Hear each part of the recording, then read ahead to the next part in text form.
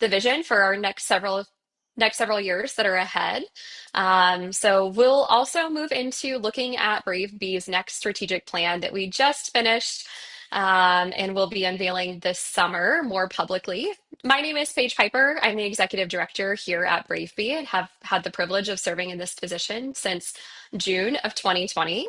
I am also joined by my amazing teammate, Abby Worster, who's here and will be moderating the chat. So please feel free to drop any questions, anything that you'd like to know more about or thoughts that you have. We'd love for this to be interactive and make sure we're touching on the topics that you're most interested in hearing more about. We also, for everyone who has joined, will be doing two giveaways at the end. Abby will be grabbing names and entering them into a name generator. So we're giving away a BraveBe t-shirt as well as a BraveBe canvas tote bag. So if you are in the market for some fun BraveBe gear, we're glad you're here and we'll be excited to give those away at the end. My plan for us today is this will be right at about 45 minutes, just taking a chance to talk about all of the great things that happened in 2025. I don't know about you, but I always love at the end of the year when I get my Spotify Wrapped little report, and it tells me all of the things about the music I've been listening to and the times. That I've spent on that app, which sometimes I'm like, oh, okay, I gotta get off of there. I spend a lot of time on there. So this is our Brave Bee Wrapped for 2025, celebrating a year of impact that's possible because of all of you and your choice to support our organization. So I just want to kick off with a thank you to everyone on this call and so many others that have made our work possible, and to recognize all of the great ways that you've supported us. And the past year, thanks to our phenomenal supporters, more children were heard, more healing was able to begin, more families received support, and there was a lot more prevention that was able to reach our community. So I'd like to start by just reviewing Brave Bee by the numbers and looking at some of our data from the dashboard that we track on an annual basis. And in total, together we were able to serve 7,512 children this past year through response and prevention services. So when we think about how many lives that's touched across Southeast Nebraska, it's pretty profound to think about all of the littles in our community that were able to receive support, even though truly we know that is only a portion of those we should be serving. Because we know for every child that comes forward, there are nine others who are remaining silent, who have not yet found the ability to be able to share what they've experienced. So when we break down these numbers a little bit further, I just wanted to walk through those here quick.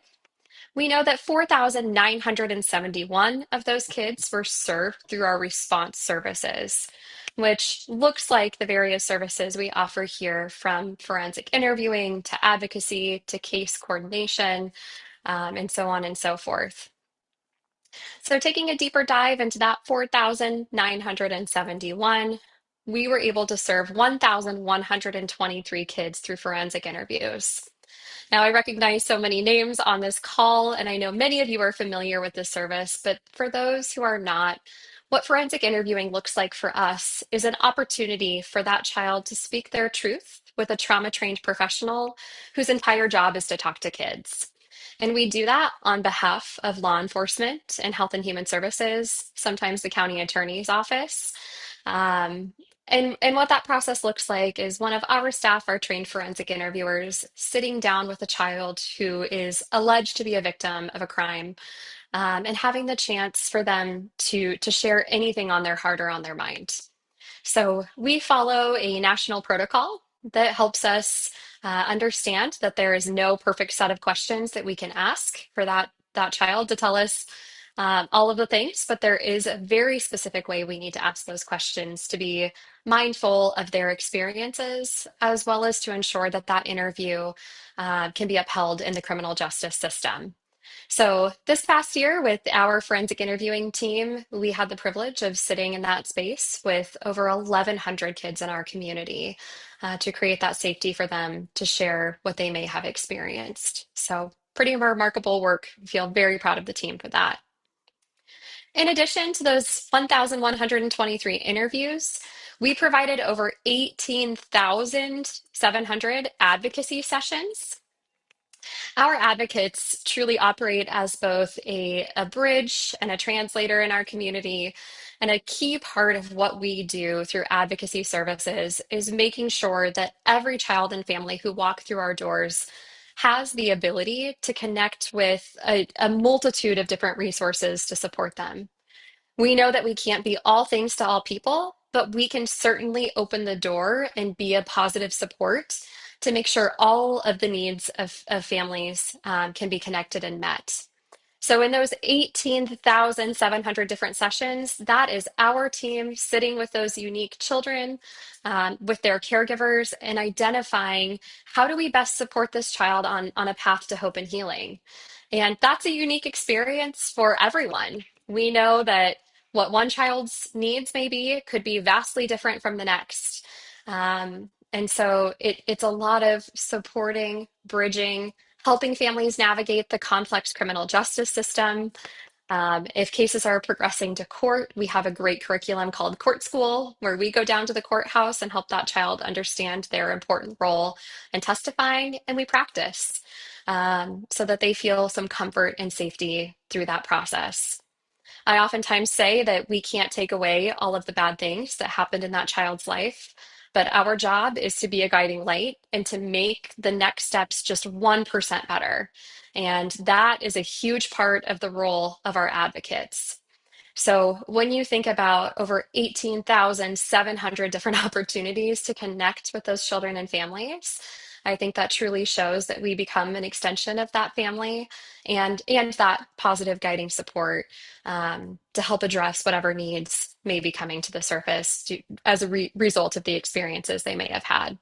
So it is a great honor and privilege for us to be able to sit in those spaces with families and navigate whatever comes next in their journey. In addition to that 18,709 sessions, we were able to provide over 32,000 services. What that looks like is all of those connections that we're making, whether it's to mental health services, addressing housing insecurity, food insecurity, you name it, we help to be that bridge to support it. So in those different sessions, we're constantly bridging and assessing and making sure that all of the right partners are brought to the table to address the needs of that family through a lens of Maslow's hierarchy of needs, to make sure we've got great shelter, food in place, gas and electricity on, support for domestic violence services. Or sometimes it also looks like connection into mental health resources to put that child on a path to further healing from whatever may have brought them through our doors. We also completed 453 medical evaluations. So, a great thing we're able to provide for kids and families here on site, which is a service that's grown tremendously since 2021, is the ability to offer immediate on site medical care. This includes sexual assault exams that previously may have been conducted in a hospital emergency room. We now have a memorandum of understanding with Brian and St. Elizabeth that most often now those kids come here. So last year we were able to provide all but four immediate sexual assault exams for evidence collection purposes here on site at BraveBe. Certainly something we feel very proud of. And even beyond that, we know that in those medical evaluations, so much of the benefit is the opportunity for that child to hear directly from a provider that they're healthy, that there's a plan in place if there are any concerns related to trauma or any other issues, to put them on a path to physical healing and wellness, and to create a space for education and for that child to ask any questions they may have. It's been a wonderful privilege to sit with caregivers who, following a medical evaluation, hear your child's body is healthy, they're okay. And to just watch some of that stress and anxiety melt away. We're also able here to do on site testing and evidence collection, and all of the things to, again, reduce the number of stops a child may have to make in the process of a criminal justice investigation or just assessing for their general health and wellness. And Of course, all services here, including medical services, are always provided to a child and family completely free of charge. So, very seldom that you can find that level of care in the community. And so we're grateful to be able to offer that. In addition to the response services mentioned, we also serve 2,541 kids through prevention services. And what this looks like for us is oftentimes a lot of in-classroom education. We partner with our school districts, as well as a number of different youth serving agencies to provide education, prevention-based education directly to kids, as well as to adults. But things like understanding digital safety and online safety, understanding boundaries and body safety. We also offer a phenomenal curriculum called Darkness to Light, which is primarily adult education. But that is a national evidence-based curriculum that says for every adult who goes through that training, they'll protect 10 children in their lifetime. And so elements of that curriculum also extend to the kids that we're providing prevention services to. And truly, it is my dream and goal that in my tenure here at BraveBe, we see our numbers in prevention far outweigh the number of kids that we're serving through response services. And I'll talk to you a bit more about that when we get into our strategic planning. But we're excited to see the number of prevention services grow year over year and dream to reach every kid in our service area through prevention. So, when we break that down a little bit, in terms of total training, we were able to reach over 10,500 people in our community in 2025 alone. And that is through a whole variety of evidence-based curriculums. Another that I'll highlight that I'm excited about, I've coached, gosh, now this is my 13th year coaching dance, and we have a curriculum called Athletes in Abuse. And so the curriculum is designed for coaches to better understand how we keep young athletes safe. We also, right now, are working on a prevention curriculum that will be directly targeted for both coaches and athletes. So, really passionate, really excited about that program. But that also extends into other curriculums like Love 146, that is specific to trafficking, sex trafficking in our community, and creating prevention opportunities through that knowledge and understanding of, again, the responsibility for us as adults to protect kids and for kids to have the knowledge of recognizing and reporting and finding safety and disclosing anything that may have happened to them. So, phenomenal year in training. And we, again, hope that those numbers continue to skyrocket and grow year over year. I can't say enough great things about our training staff. So, if you have an interest, please reach out. We have a training calendar on our website with all of the upcoming opportunities. And we'd love to see you there for one of our trainings.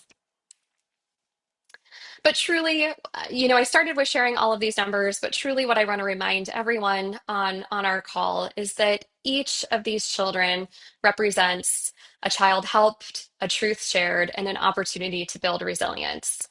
Our team has the opportunity to hear so many stories from kids and from caregivers day in and day out.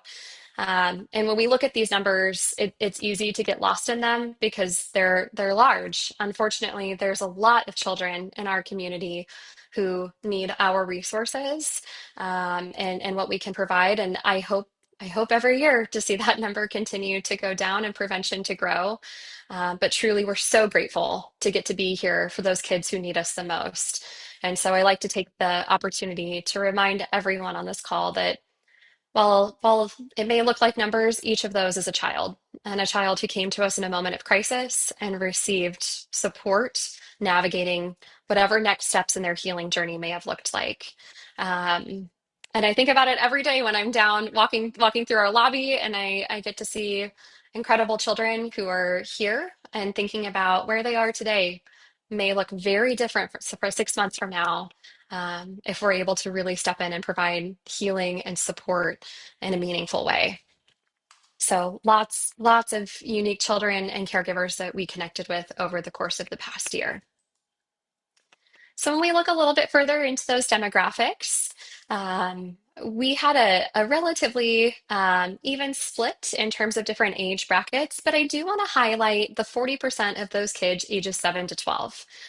The numbers in terms of ages that we're serving here at our Child Advocacy Center really align with what we see on a national level.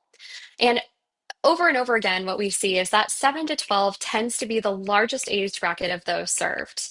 And research has shared that oftentimes that being the larger age bracket is because typically children in that age range tend to start to have the language to maybe describe what has happened to them, but maybe aren't quite at that place where some of the feelings that we as adults or even in our teenage years may associate with guilt or shame, which we certainly try to dispel during their time with us, because it is nothing that has happened is their fault or a result of their doing. And we know that as adults, but oftentimes for kids, they may not, right? They may still associate some of what's happened to them as something that they've caused.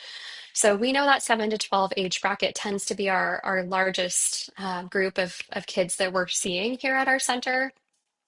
And one thing that our community may not know is that we also, when you see that percentage for the 18 to 24-year-olds, we do serve some young adults here, which oftentimes may be our first year students on like UNL's campus, for example. We have an MOU with the University of Nebraska Police Department because sometimes we've got 19-year-olds that maybe are coming here from Scottsbluff, Nebraska, right? And experiencing something traumatic on campus, we know it would be a lot better for them to have all of the supportive services that we can provide here at BraveBe. In addition to that, we also work with some developmentally delayed adults. And so for that specific population, if perhaps they may be at a developmental state that may be more closely aligned with a 13, 14, 15-year-old or even younger, then we'll serve them here at BraveBe. Continuing on with looking at those demographics, you'll see that most often still our largest bracket of children who are coming to Brave Bee are the primary victimization or allegation type is for sexual assault. And that has continued pretty greatly over time. And we follow that with physical abuse, neglect, witnessing family violence, or perhaps being subject to family violence like domestic violence, drug endangerment, commercial sexual exploitation, child pornography. And then other victimization types oftentimes may encompass things like, oh gosh, a child on child crime that may have happened, where we're looking at both children as potential victims of that crime. When we look at our ethnicity of children served, one thing that we're glad to see here is this is becoming more and more representative of the totality of the community that we serve, to match some of the demographics that we see across the southeastern part of Nebraska. And that's what we hope. We want to make sure that we reduce barriers for all people to be able to access Child Advocacy Center services. In addition to that, I wanted to highlight that in 2025, 186 youth that we worked with were identified as survivors of human trafficking through both sex and labor trafficking. One program that we offer here at BraveBe is called TRACE, which stands for Team Response to Anti-Trafficking and Child Exploitation. So we have team members here who are specific to working with youth who are identified as victims of human trafficking. Um, that I-80 corridor, we are just uniquely positioned to be at high risk for trafficking here in Nebraska. Um, and we're fortunate to have both staff here at Brave Bee who are dedicated, as well as members from Lincoln Police Department who are co-located with us who specialize in trafficking cases.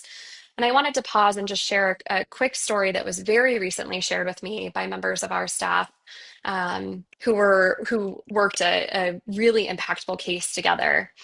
We very recently worked with a young woman who originally came to us. She was 12, who was identified as a risk for drug endangerment initially when she entered services with us.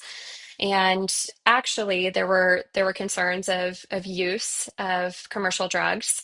Um, But pretty quickly, as we started to peel back the layers, we recognized that the abuse that she was experiencing was very layered and found that she had been a victim of some internet crimes and human trafficking. Um, One of the officers who is here co-located with us started diving into some of the digital forensics, and as a result, found that her primary trafficker was located on the East Coast. And so collaborated closely with the FBI and was able to go make an arrest. And in their interrogation of the trafficker, found a whole network of other children who were experiencing trafficking with him, kind of in that lead role of exploiting these children. So, all because a young girl from our community found courage to come forward. There were many other victims, not just in Nebraska, but across a multi state network, who were able to receive services and help. So, we were very just so proud of that young girl and her courage and coming forward and explaining all of what she had experienced, which led to a pretty profound arrest. When we look at the totality of counties that we serve across Nebraska, actually, that young woman that we worked with was from Gage County. So she was in Beatrice when she originally came to us for service. And you can kind of see the breakdown and how that falls. We know, of course, the majority of kids and families that we work with are coming from Lancaster County, which matches with population density, followed by children and families in York and Gage County. We do operate satellites in both York and Gage County, um, just to make sure that our services are more accessible for kids and families who are potentially in those counties or in closely surrounding counties to reduce the drive time and make sure that we're more accessible for them. Kind of looking ahead a little bit further into these demographics, um, one interesting thing, I get the question often, are most of the kids that you serve female? And I will tell you that when I first started in this work at BraveBe, gosh, a little over 10 years ago now, the answer would have been yes. When we would look at our annual demographics, we would see that about 80-ish% of those we served were female. And over time, we're starting to see that balance out closer to that 50-50 split, which I find very encouraging to know that boys and young men are also finding access to our service. And then you can, of course, see on here that most often the perpetrator for that child is someone known who is close to them. I do think that sometimes becomes sensationalized in media around this idea of stranger danger, right? And those are the cases that we see popping up and gaining a lot of attention. But the vast majority of the time, it's not a stranger to that child. In fact, what we see in our demographics here is over 95% of the time, it's someone who has a close relationship with that child, whether it's a parent's significant other, another known person, whether that's school personnel, a coach, etc. It's folks who are spending time getting to know these children, which is important for all of us to know because I think many of us either grow up or have taught our children about stranger danger. But it's equally important to talk about safety of that child coming to you if it is a known person to them. Because it's difficult. It's very difficult for a child to disclose when it's someone that they have a close relationship with and potentially someone that they love and care very much about. You can also see when we were looking at demographics of our alleged perpetrators that about 77% of those last year were reported as male, 20% as female, with a small portion who were unreported. So one thing I wanted to share with you that's always the most important to me is what do kids and families say about coming here to Brave Bee?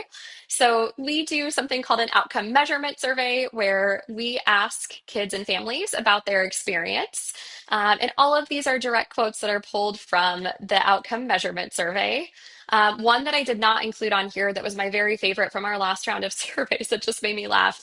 We asked kids, what do you not like? And one of them said that we don't have Dr. Pepper. So if that's our metric of doing pretty good, then we feel awesome. But I'd have to agree with that kid. I also wish we had Dr. Pepper that was here on site. But just wanted to highlight how kids feel when they're coming here. You see the reference to Evie. Evie is our on-site comfort dog. She is a beautiful English white retriever. I think many of us would joke she's our favorite coworker, but Evie brings so much joy to kids and to families. And so you'll see this child referencing Evie, the snacks, kids talking about having someone to talk to and feeling like they can get things off their chest, feelings of safety. Some of our caregivers talking about how the team helped them feel safe and comfortable, explained complex processes, kept the environment nice and calm. And so really neat to hear from them what their experience was like being here on site. It's certainly the most important voices to us, and we love getting to see their thoughts as they experience the services firsthand. There were also so many ways that our community came together this last year to make this work possible. So, just to highlight some of those areas, we had 309 volunteers that gave their time generously to BraveBe to help with all sorts of different needs and projects. You'll see featured here, it was really neat. The Husker wrestling team has gotten involved and has come in to volunteer and help out and lend a helping hand. So all of the various needs that pop up from even things like gardening and maintenance to prepping materials and mailers, and some of our phenomenal, very loyal volunteers who help out at our front desk with child supervision and playing games and providing that comfort. It really takes a village. And ours this last year, over 300 different volunteers stepped up to make these services possible. In addition to that, we were able to raise over $200,000 at our events. One of those that we're highlighting here is Harvest of Hope. This is my shameless plug that if you haven't been to Harvest of Hope, we would love to see you there. It is our annual celebration of bravery and courage of kids that we facilitate at Gento Wine in Seward each September.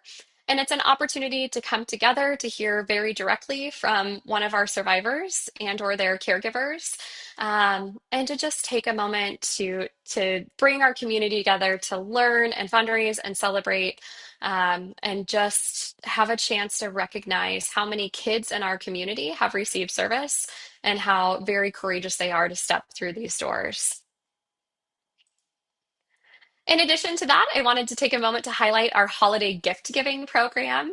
I know some of you on this call have been part of our holiday gift giving program.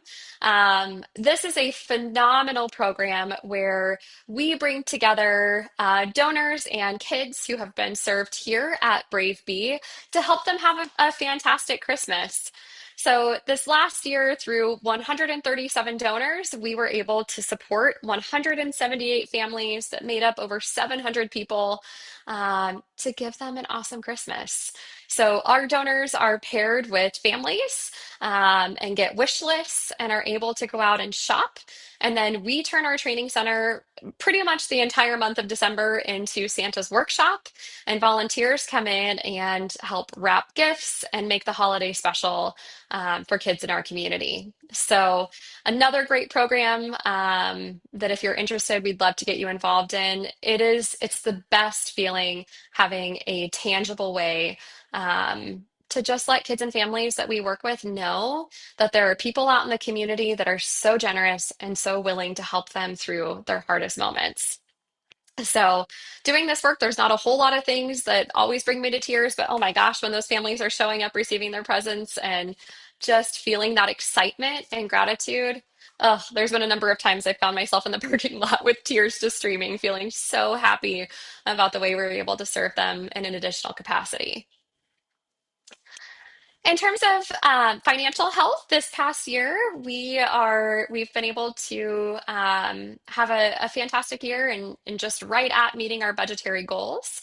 You'll see that on the funding side, we have a number of different government contracts and federal funds, which, if I'm being perfectly honest with you, has been a little bit of a challenge this past year with some of the changes that we've seen at the federal level in regards to funding. But we've worked very hard to keep a good balanced budget. We also receive support through grants and foundations. Of course, public support is so incredibly impactful and helpful for us. And then some of our program services. In terms of expenses, almost all of the dollars that we have here go directly to kids and to families and the services to support them. So 85% of our budget is going directly to supporting those kids and families. And we maintain a pretty lean budget in regards to our operating costs, which you can see kind of broken down in the percentages here. And there's so much more to come. And that's one thing we're really excited to get to debut today. You are a select group. Not many people have seen this yet. Really, only our board of directors and our staff here. But BraveBe is just wrapping up a 5-year strategic plan, and we have some really lofty goals ahead. And so I am excited to get to share with you today our next version of our strategic plan that we will be unveiling to the rest of the community in July. So, this is our sneak peek of what is ahead and what we are working towards. So, really, I'm showing you this slide to highlight our adorable comfort dog, Evie. I had to have a great place to show a cute picture of her, but just wanted to share a little bit about our strategic planning process. We go through a pretty in-depth strategic plan process to understand where our organization has been and where are the needs in the community and how are we going to best serve those. This was part of a comprehensive survey that helped look at the strengths of what's happening already. And so some of those strengths that were found in that survey were the organization's willingness to put kids and family first, to have that high level of trauma-informed care. There's a clear growing emphasis on prevention, lots of strong partnerships with our multidisciplinary team, and then as an agency, we really pride ourselves in having high levels of integrity and accountability. So the strategic plan that we followed for the last 5 years, 2021 until 2026, really looked at expanding our development platform, increasing training and prevention, developing partnerships, differentiating our brand, and then recruiting and retaining top talent. And there are so many things to highlight over the last 5 years, but I'll name just a couple for the time being. One, of course, which many of you were part of, was our expansion to add our barn facility that allowed us to become co-located with the Lincoln Police Department Special Victims Unit. We moved from the Lincoln Lancaster County Child Advocacy Center to BraveBe to recognize the courage of those we serve and all 17 counties that we have the privilege of working with. We built a prevention program that I'm going to talk more about here in just a minute. But there's truly so many things to highlight and celebrate as a result of our last strategic plan. But through our survey process, we've identified 5 new pillars that we're rolling into that I'm going to take just a minute to highlight on our call today. The first is around mental health. So, BraveBe has always had some mental health services here on site, but we've recognized a significant growing need for trauma-informed mental health service access for kids and families that we're serving. So, over the next 3 years, we are going to be working on building a more robust mental health program. One of the ways that we're doing that is we are collaborating with the University of Nebraska Lincoln on their Project Safe program, which is a psychoeducational mental health group for kids who have experienced sexual assault, as well as their non offending caregivers. The professor who has led this program for the last almost 30 years is retiring in May. And as a result, we are working to take this over as the university will not be continuing the program upon his retirement. So, Project Safe has helped thousands of children across our community and just helped really build a stronger pathway for healing for both kids and their parents. So we are thrilled to work towards building a more robust and comprehensive mental health program offered here at BraveBe for those that we work with.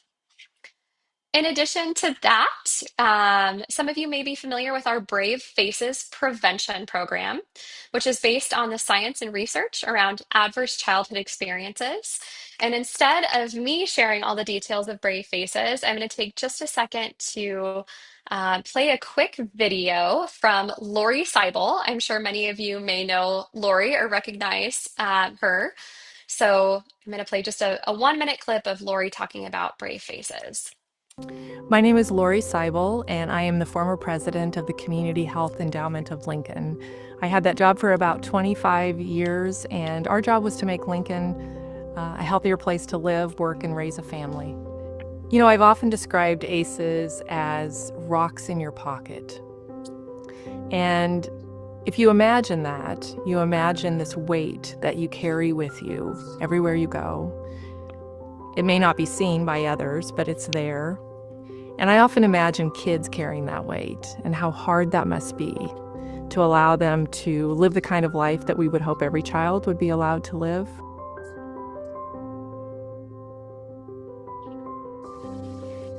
You know, ACEs affect not only the children, who they are, but who they'll become. And when you think about that and you think about what do we want every generation to have the opportunity to thrive, to be healthy, to live creative and active lives. Our goal as a community should be to create resilient children and adults. If we understand ACEs, we'll build a stronger, more resilient community that will benefit us all. Discover your ACEs score and find valuable resources at bravefaces.org. Gosh, Lori just does the best job talking about ACEs and explaining what they mean and why they're so important and impactful to our community. So we developed Brave Faces over the course of several years of research. And it launched formally for the community just about 2 years ago. And so one of our big lofty goals is to ensure that Brave Faces continues to spread across our community. Like I mentioned at the beginning of this call, our dream is to prevent a lot more abuse than what we're seeing come through our doors in response services. Brave Faces is our mechanism to use decades of research to help our community understand, have the tools to act, and the power to prevent. Well, our next pillar looks at infrastructure and sustainable growth. Hard to believe, but once again, Brave is pretty close to out of space. So we're dreaming about as we build prevention, what does that look like for our community? Because we know that we have such an impactful and important need to meet. It also looks at how do we make sure that our programming here is sustainable? Because at the end of the day, kids and families deserve the very best. And we have to be able to meet that need and provide it. Our fourth pillar is around community engagement and brand awareness. So we know that BraveBe is not a service that oftentimes kids and families who have experienced these services are talking about because these issues are so personal and so intimate and challenging to share. But we want everyone in our community to know who we are and what we do to help more kids and families reach our doors. So, our focus is on reaching those families and strengthening our presence and becoming a great partner and leader in the trauma informed care space for Lincoln and all of the counties that we serve. And last but not least, we know that we can only do this work with amazing people on our team. So we are committing to continued focus on people, culture, and leadership to support our team, grow strong leaders, and sustain a culture that lasts. So our 2026 to 2029 pillars are here on the screen. All five of those are where we will be focusing our time and attention to continue to meet the needs of our community and have a strong organization that's able to really create lasting impact for children and their caregivers. So I just want to end today on opportunities for involvement. Of course, this work is only possible because of the financial support that we receive from our community. So I want everyone on this call to know that your gifts truly make a difference for BraveBe and go directly to the services that we're providing to kids and their families. An easy opportunity that everyone can do if you've got your cell phone in front of you, follow us on social media. We would love for you to stay informed about our initiatives, our events. So if you are on Facebook, just look us up at BraveBe Child Advocacy Center. And if you'd like to follow along with our prevention initiative, please also follow us at Brave Faces. We'd love to have your engagement and a super, super easy way to help us spread awareness and our mission. There's also lots of opportunities to partner with us in the community, whether that's attending events or choosing to volunteer. We'd love to have you here in our space or attending those opportunities out in the community. Helping us spread awareness. One of my asks always when I do a training is tell just one other person what you learned about today. You never know who it's going to impact. And so getting to share just a little bit about who we are at BraveBe and the impact that we're making on the community can make all the difference in the world. So my ask following is this is just think about one person you can share this mission with. And then, of course, making the choice to invest in prevention. Again, if we have any chance as a community to help create healthier, thriving kids and adults, it's really looking at how do we prevent this in the first place. So I invite everybody to come for a tour, to sit down. Let's have a conversation about what prevention looks like and how we can enact meaningful prevention. And last, I'd be remiss to not mention that Give to Lincoln Day is coming up on May 28th. We would love to have you help share about Give to Lincoln Day and be part of our community on that day. It is a fantastic opportunity for community generosity for many nonprofits across our community, but we would love, love, love for you to be part of it. So I will stop there and open the opportunity for any questions that anybody has, and then we'll get to the fun part of raffling off our canvas tote and our Brave Bee t-shirt.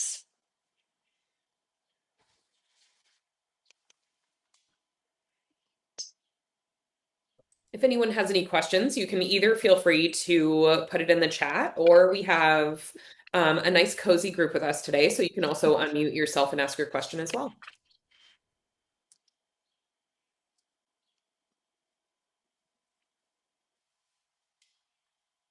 All right. Well, if there are not questions, I'm going to put my contact information here up on the screen.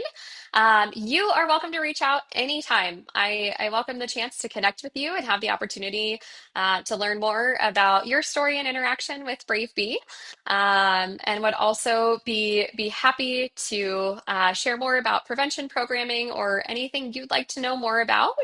So I want to be respectful for your time. Let's do our giveaways.